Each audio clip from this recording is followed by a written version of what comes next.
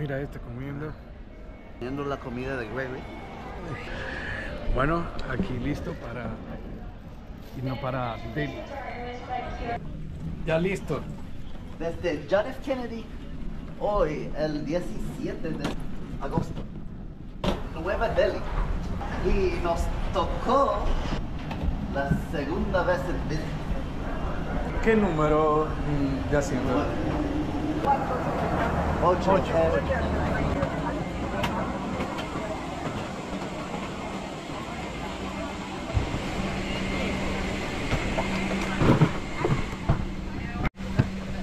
Adam, ¿cómo te sientes? Bendecido. ¿Te sientes cómodo del Bendecido. el asiento que te compré? El acento. ¿Qué es ese acento? Me van a chocar la cabeza. Está Nítido. No, está nítido cuando uno puede acostarse. Y aquí estamos en business class.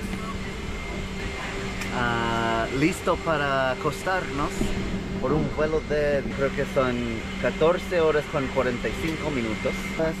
El business class de American. Y el asiento aquí se puede acostar y tus pies van hacia ese hoyo. Así es como se acuesta. Y se puede acostar completamente plano. ¿Basta? Eso es un remote viendo. Que no vean mi panza. pero no mueva tanto. Basta. Y tenemos un menú de small plate.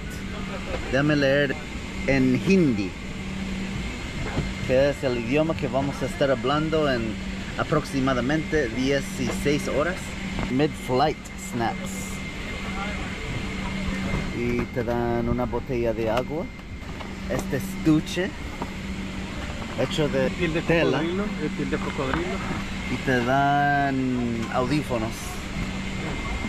Ah, tienen cosas. Ah, mira, eso es lo que yo estaba buscando. Tiene esto. Ven con esta cosa que yo no sé qué es. ¿Qué es esto? Yo creo que es un colchón para ponerle arriba. Así es como se ve aquí en el business class de American.